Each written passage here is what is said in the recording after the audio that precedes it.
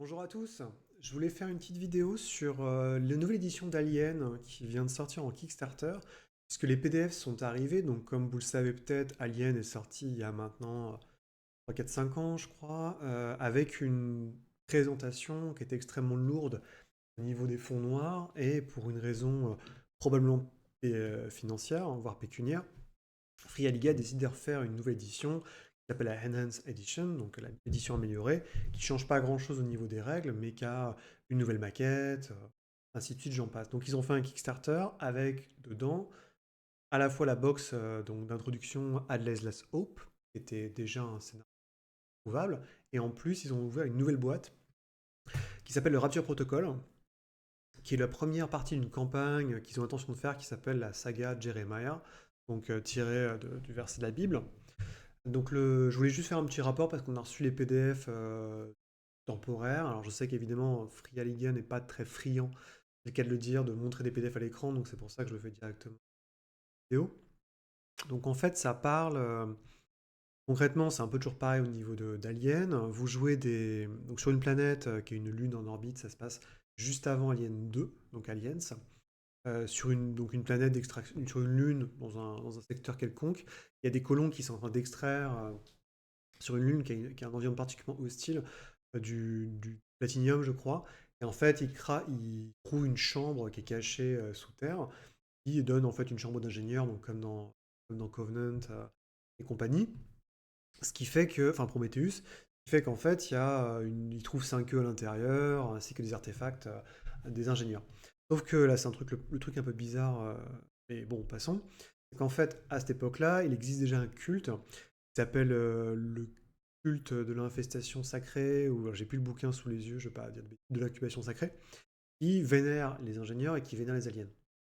Qui voit les aliens, donc on connaît les xénomorphes, comme étant des anges exterminateurs qu'il faut propager à travers le système connu pour qu'ils tuent tout le monde, gros. C'est un super plan de campagne pour sectateurs.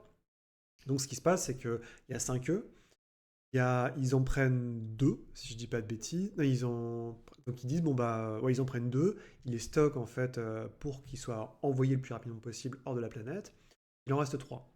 Et ce qui se passe, si je dis pas de bêtises, c'est que donc le contacte il y a un cultiste qui est au sein de la Weyland-Yutani, il est très très loin, pour dire bah venez récupérer les œufs.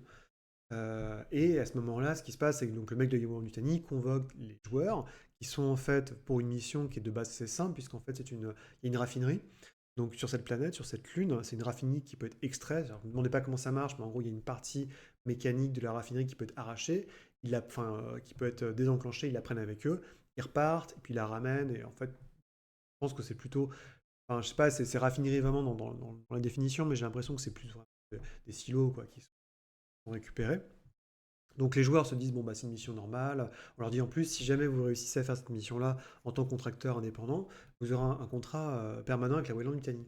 Chic, ils y vont en plus sur un vaisseau qui est complètement déglingos, qui la prochaine fois qu'ils le ramènent sera enfin, détruit et envoyé à la casse. Donc c'est un peu la mission de la dernière chance. Sauf que ce que dit pas le mec de la Weyland-Yutani non plus, c'est qu'il y a deux sectateurs qui sont présents sur le vaisseau. Le premier, c'est donc un des membres de l'équipage, donc potentiellement un des joueurs. Donc évidemment, je vais spoiler comme un malade, hein. Et le deuxième, c'est un passager clandestin qui est une PNJ. Et en fait est glissé à l'intérieur du vaisseau pour voir que tout se passe bien. Les deux traîtres se connaissent et elle a un caisson cryogénique qui est cache dans le vaisseau. Et l'idée, c'est que donc les joueurs vont donc les joueurs première partie, l'acte un, c'est ça. L'acte un, c'est vous êtes dans le vaisseau, vous arrivez à une encablure de la Lune et les gens sortent des caissons cryogéniques et tout de suite, maman demande à voir le capitaine en disant bah attention, il y a un organisme inconnu à bord. Donc il faut retrouver l'organisme inconnu, sachant qu'il peut y avoir des bugs avec les portes, que le passager clandestin se cache. En plus, il y a un chat, donc le chat va balader dans le vaisseau et activer les détecteurs de mouvement. Ça, c'est vraiment la première partie qui est une fouille concrètement du vaisseau.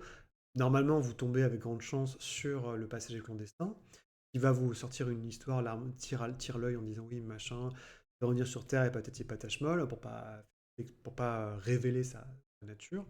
Et l'acte 2 arrive au moment où donc le vaisseau arrive sur la planète, se se met en dock, en fait, se met en s'amarre sur la raffinerie qui sera potentiellement la partie de la raffinerie qui sera potentiellement éjectable, que le vaisseau pourra reprendre pour ramener directement sur la planète d'origine.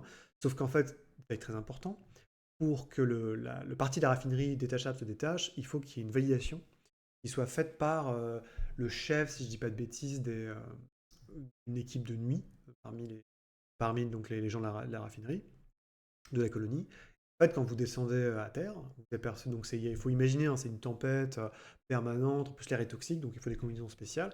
Quand ils rentrent dans le complexe, bah, ils s'aperçoivent qu'il y a quelque chose qui ne va pas du tout, donc c'est l'acte 2, c'est-à-dire qu'il y a des morts partout, et c'est la catastrophe. Et en plus, les peu d'humains sur lesquels ils tombent ont l'air d'être divisés entre deux camps. Donc d'un côté, ils tombent très vite sur des survivants, disons, qui n'ont des vrais, enfin des non, des gens qui ne sont pas des membres du culte, qui eux cherchent qu'une chose, c'est s'en sortir. Ils sont très peu nombreux, donc ils sont dirigés par une bonne femme qui est sur la situation. Il y a un ou deux mecs qui sont sur le point de péter un plomb. Et il y a un androïde qui est gentil, qui est le barman. Et de l'autre côté, donc dans une autre partie de la base, il y a les cultistes qui se sont regroupés sous la houlette de leur chef, qui eux, quand ils voient arriver le vaisseau, se disent c'est génial, maintenant c'est bon, les œufs on va les renvoyer dans l'espace et on pourra infecter tout le monde dans le futur. Ça c'est le pitch. Et le problème c'est que pour vous, donc en plus de ça, c'est qu'il y a un sectateur trop zélé qui, je vous avais raconté, il reste des œufs dans la chambre. Et un des sectateurs trop zélés, lui, il est retourné là-bas, il s'est approché forcément des œufs, il s'est fait niapper. Donc ça fait qu'il y a un alien qui se balade, ce qu'ils appellent les anges destructeurs, qui se baladent dans la colonie. Donc les cultistes cherchent impérativement à protéger l'alien, tout en l'évitant parce qu'ils savent qu'ils vont se faire bouffer, et ils cherchent à tuer les non-cultistes. Ou au moins les offrir en sacrifice à l'alien. Donc ça fait un peu une combinaison pète, très compliquée à gérer, et vos joueurs se retrouvent là-dedans. Et le problème en plus, c'est que les joueurs donc, ne peuvent pas détacher leur vaisseau sans utiliser l'identification du chef d'équipe des mineurs qui s'avère être le chef du culte. Et le problème, c'est qu'il a, il a mis le fondement de son culte, passer l'expression, au fin fond d'une mine. Donc il faut que vous alliez potentiellement dans une mine qui est remplie de cultes, enfin, avec encore quelques cultistes, avec un alien qui se balade dans ta gauche, tout en essayant pour décrocher votre vaisseau, vous barrer ça. Sachant qu'en plus, potentiellement, les non-cultistes essaieront de vous baiser parce qu'eux, ils n'ont qu'une seule envie, c'est de se barrer. Donc si ça va pas dans leur sens, s'ils n'arrivent pas à négocier avec eux, bah, ils vont vous piquer le vaisseau. Il y a l'alien, évidemment. L'alien aussi a déjà chopé des gens et peut les transformer par un processus en œuf. Et donc potentiellement faire créer d'autres. S'il chope des humains, qu'il les tue pas, bah, il peut les tuer, hein, mais s'il les tue pas, il les met dans son nid qui est près du réacteur. Et à ce moment-là, faire de nouveaux aliens. Donc la situation est la suivante, c'est que bah, vous devez effectivement récupérer les empreintes digitales du type pour vous barrer, sauf qu'il y a plusieurs méthodes que vous pouvez utiliser en fait pour vous débarrasser de l'alien, donc on vous dit le combat. Ok. Mais il y a dans la grande tradition d'Alien 3, vous pouvez potentiellement, il y a une fournaise, une fonderie, dans laquelle vous pouvez balancer l'alien, donc essayer de faire une sorte de piège. Il y a un artefact aussi d'ingénieur qui est une sorte de flûte qui vous permet d'attirer l'alien. En fait, il a une sorte de connexion sonique. Ça peut marcher. Vous pouvez faire simplement péter la planète, donc toute la colonie, qui vous permet d'être sûr que l'alien ne va pas survivre, qui s'occupe des cultistes et ainsi de suite. Ça, c'est plutôt quand vous êtes sur le point de vous barrer.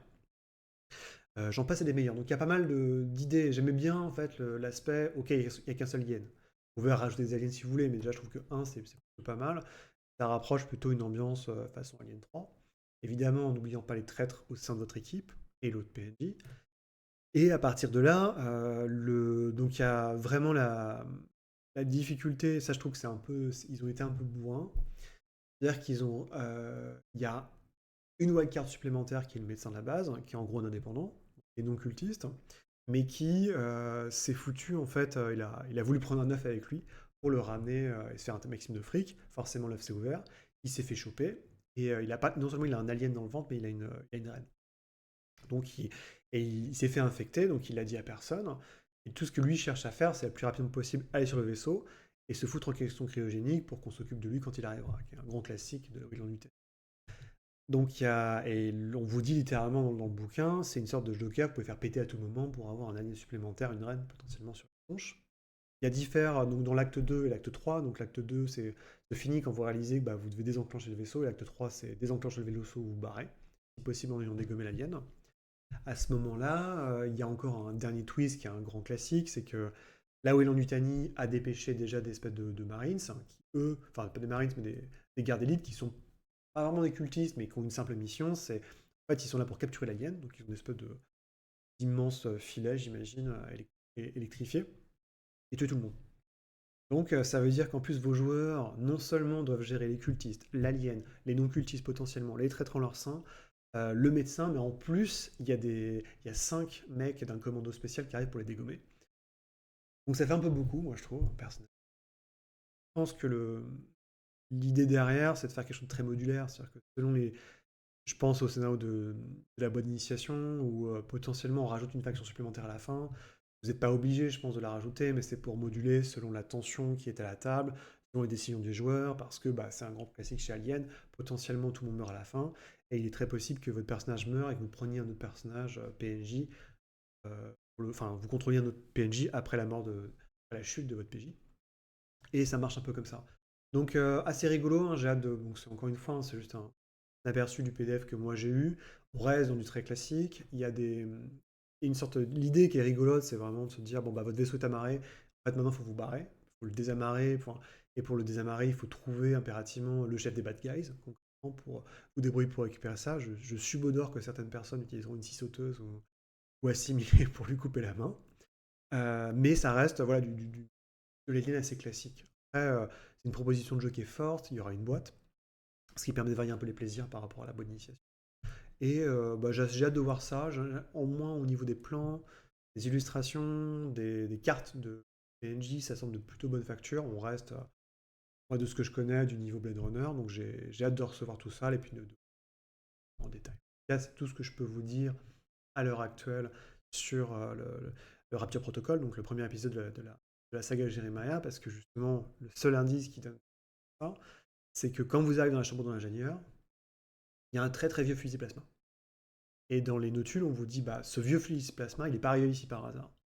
Et ça, vous ne le saurez que quand vous aurez, dans le second épisode de la saga Jeremiah. Donc, curieux de savoir comment ce fusil est retrouvé là, sachant qu'ils ont percé une mine, enfin qu'ils ont percé dans le sol. Donc peut-être que tous nos secrets seront répondus dans le prochain épisode de la Jeremiah saga, donc la suite de Rapture Protocol, qui à mon avis, on est encore loin, hein, ça sera dans 1 ou 2 ans. En tout cas, c'est rigolo de voir que Free Liga fait des successions comme ça de scénarios.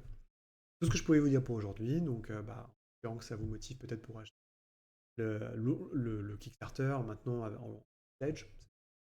Et puis sinon, bah, les sorties aliens continuent dans la jolie et bonne humeur. Et il ne me reste plus qu'à vous souhaiter une bonne soirée. Allez, salut!